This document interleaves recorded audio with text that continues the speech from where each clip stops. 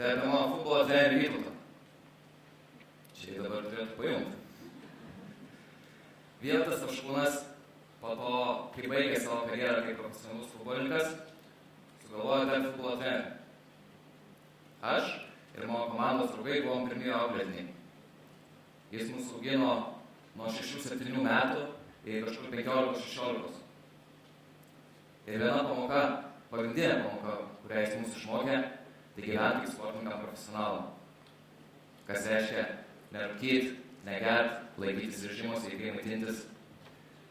Ir kai aplink mūsų paauglystės metais prasidėjo baliai festivaliai, kai visi mano bendramžiai pradėjo ragauti alkoholio, mes to atsisakėm. Ne dėl to, kad mums taip liepia daryti, bet dėl to, kad mes to tikėjom. Paskui su ta komanda mes iš tokių, kurie susirinkę nuo visų, kurio laimėjo 10-0, tapom Lietuvos vicečempionais. O mano treneris dabar yra 2 Lietuvos jaunų rinktinių treneris. Matot, mes jauni žmonės, mes norim būti aplink tokias asmenybės, kurios nori, kad mes augtume. Lygiai taip pat, kaip nori augti patys. Nori, kad mes augtume kaip asmenybės visų pirma, o ne vien kaip specialistai, profesionalai. Tokie žmonės įkvepia.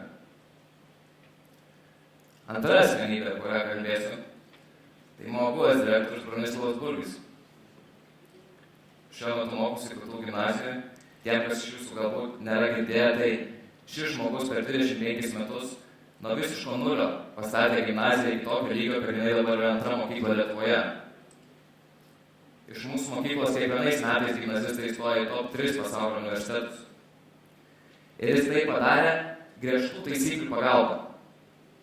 Mūsų direktorius mums visada sakydavo, kas nesilaikys mano taisyklių, aš galėsiu paimti ir išmesti iš karto. Ir kai atsitiko tokia situacija, kad viena mergina buvo pagauta rūkanti, jis ją išmetė. Legaliai jis to daryti negalėjo. Ir jis tai žinojo. Ir dėl to po savaitės laiko jis gavo šaukimus į teismą iš 5 skirtingų institucijų. Jūs labai daug čia atsiprašau, žodžius pamiršau. Tai va, jis paaukojo tai, ką statė 25 metus. Už tai, kuo tikėjo. Už savo įsitikinimus. Tokios asmenybės sukuria aurą aplink save, paskui tokias asmenybės norisi eiti. Tokie žmonės įkvepia. Trečias žmogus, iš kurios semiuosi labai daug įkvėpimo, tai mano močiutė.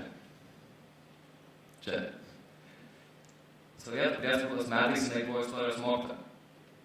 Ir kai buvo uždrausta lietuviška literatūra, jinai platino ją savo mokiniams, jinai skatino tautiškumą. Jinai pasakojo apie Lietuvos istoriją. Už tokią veiklą jie išmetė iš 8 mokyklų. Kol galiausiai iš viso uždėjo dirbti mokyklai. Tada jie reikėdavo kiekvieną rytą 30 km nuo Vilkijos į Kauną eiti pėsčiom, kad galėtų visą dieną važinėti troleibusų. Taip bandydama išlaikyti save ir savo sūnų, kurį augino viena. Jinai nepaukojo savo gyvybės. Ji paukojo savo gyvenimą. Dėl Lietuvos.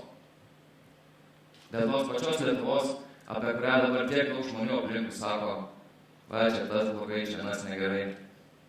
Tiek daug žmonių sako, lietuviai vienokie, lietuviai kitokie.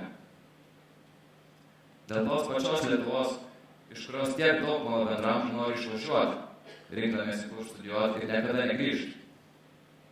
O tie, kurie lieka, motyvuoja tai tuo, kad ne taip jau čia ir blogai. Tai aišku, mes galime ir toliau likti tokia šalim, kurioje ne taip ir blogai. Arba galim sukurti tokią Lietuvą, kurioje gera gyventi. Tokią Lietuvą, iš kurios kitos šalys imtų pavyzdį. Ir aš tikiu, kad jūs, visi jūs, mums paliksit geresnę Lietuvą. Tuo pačiu geresnį pasaulį. Ačiū.